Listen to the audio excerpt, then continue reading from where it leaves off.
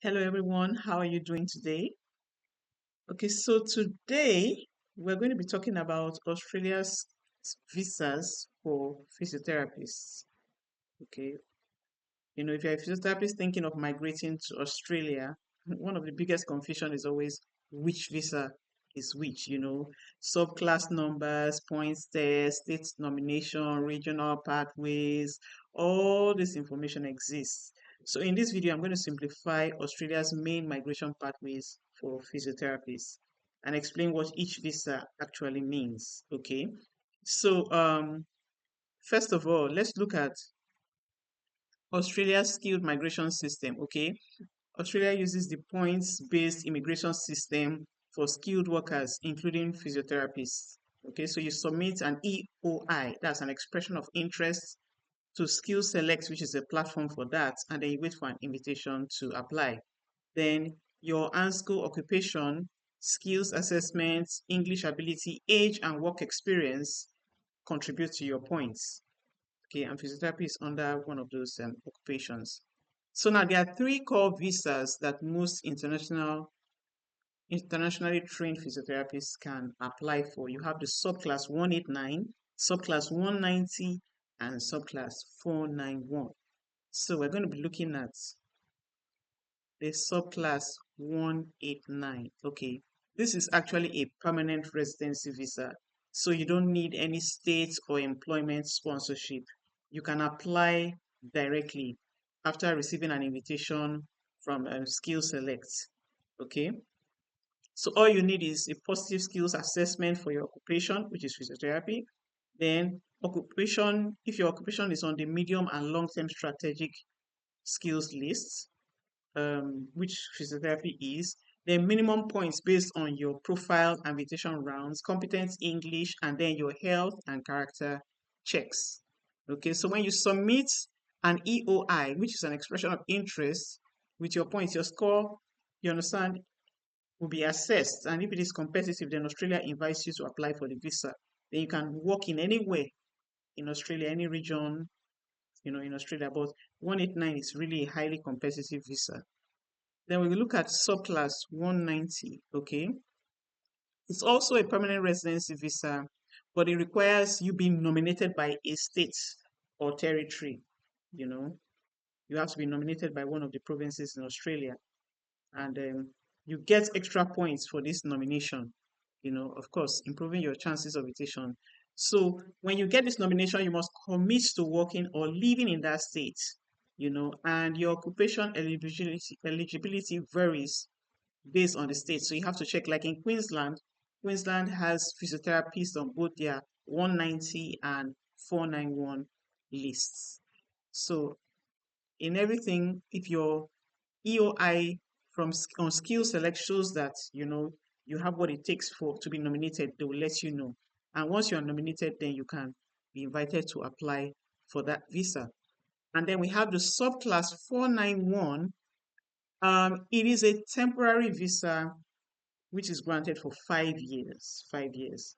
And you must live and work in the designated regional areas for that period of time. It leads to permanent residency, though. You can then apply for the subclass 191 after meeting all the conditions. So what you just require is a positive skills assessment, your EOI submitted, and then you score at least 65 points, and then you must live, work, study in a regional area in Australia. Okay, regional areas are states like Tasmania, South Australia, not the main parts like Victoria and New South Wales. So you must live in a regional area, you know. Then the benefits are that, of course, because of this, it has, first of all, lower points. You require lower points to qualify for this visa, and then you can transition to permanent residency after 3 years if you meet all the conditions, And regional demand is always high. Is high. So these ones are lower.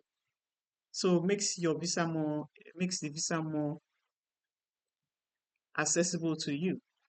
So let's look at the step-by-step migration flow again for Australia.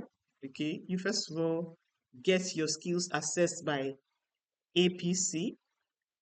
Then you submit an EOI to Skill Select. Then Skill Select now assesses your EOI, and then you might either get an invitation for 189, 190, or 491. Then you apply for the visa, then you move to Australia. And then if, of course, you get a 491, after 3 years, you can apply for permanent residency. So which should you choose, okay? Well, based on your condition, these are just my suggestions, okay? If you are interested in direct permanent residency and you have strong points and you are very proficient in English and you're open to working anywhere in Australia, then subclass 189 is just what you should go for.